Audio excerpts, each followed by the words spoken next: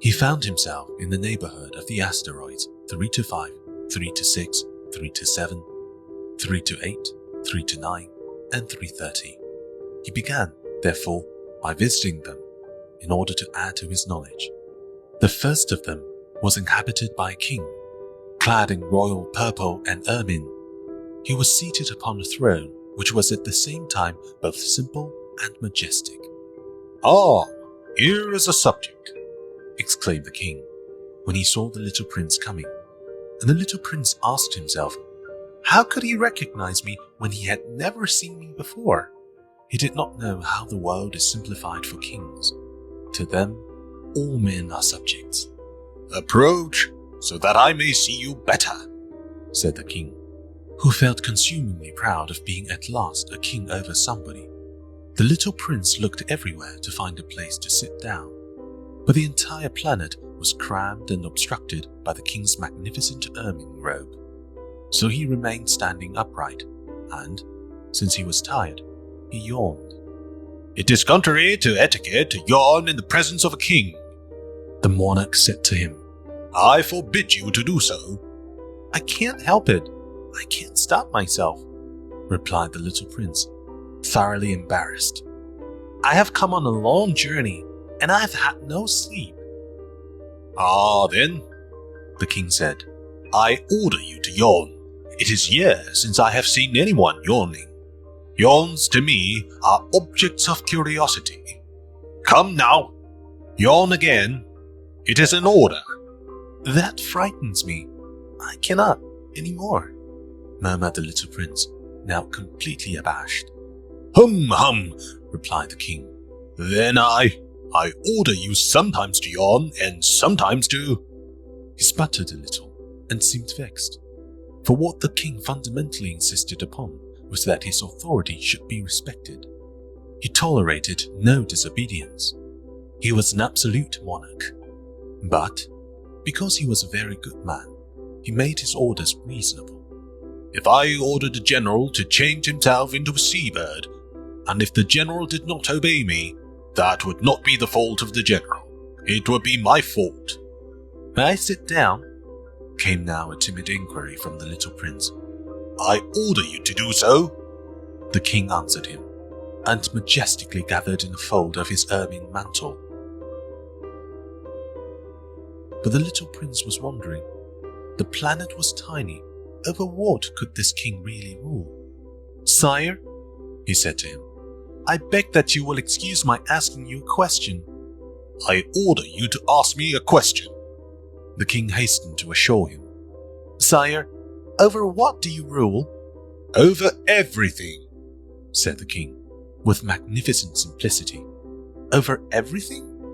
The king made a gesture, which took in his planet, the other planets, and all the stars. "Over all that?" asked the little prince.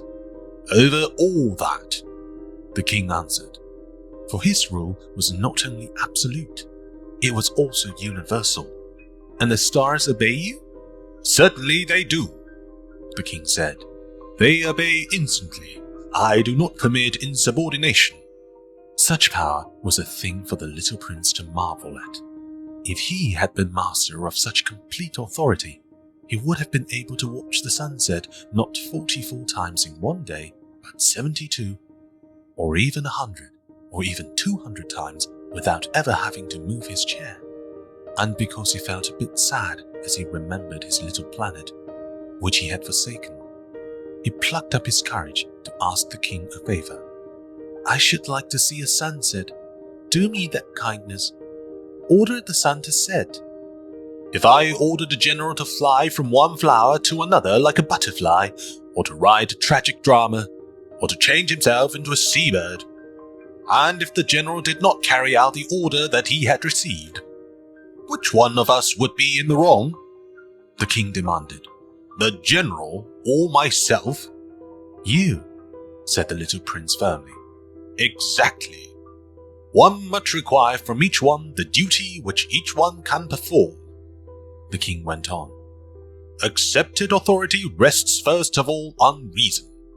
If you ordered your people to go and throw themselves into the sea, they would rise up in revolution. I have the right to require obedience because my orders are reasonable." "Then my sunset?" the little prince reminded him, for he never forgot a question once he had asked it. "You shall have your sunset. I shall command it. But, according to my science of government, I shall wait until conditions are favorable." "When will that be?" inquired the little prince. "Hum hum," replied the king, and before saying anything else, he consulted a bulky almanac. "Hum hum, that will be that will be this evening about 20 minutes to 8, and you will see how well I am obeyed." The little prince yawned. He was regretting his lost sunset, and then, too, he was already beginning to be a little bored. "I have nothing more to do here," he said to the king, "so I shall set out on my way again." "Do not go," said the king, who was very proud of having a subject. "Do not go. I will make you a minister." "Minister of what?" "Minister of justice." "But there is nobody here to judge." "We do not know that," the king said to him. "I have not yet made a complete tour of my kingdom. I'm very old. There is no room here for a carriage, and it tires me to walk." "Oh, but I have looked already," said the little prince, turning around to give one more glance to the other side of the planet. On that side, as on this, there was nobody at all. "Then you shall judge yourself," the king answered. "That is the most difficult thing of all. It is much more difficult to judge oneself than to judge others. If you succeed in judging yourself rightly, then you are indeed a man of true wisdom." "Yes," said the little prince, "but I can judge myself anywhere. I do not need to live on this planet." "Hum hum," said the king. "I have good reason to believe that somewhere on my planet there is an old rat. I hear him at night. You can judge this old rat. From time to time you will condemn him to death.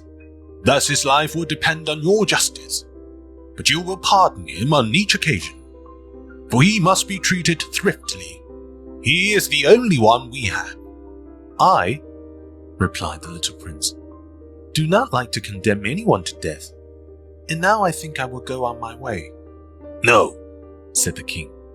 But the little prince, having now completed his preparations for departure, had no wish to grieve the old monarch.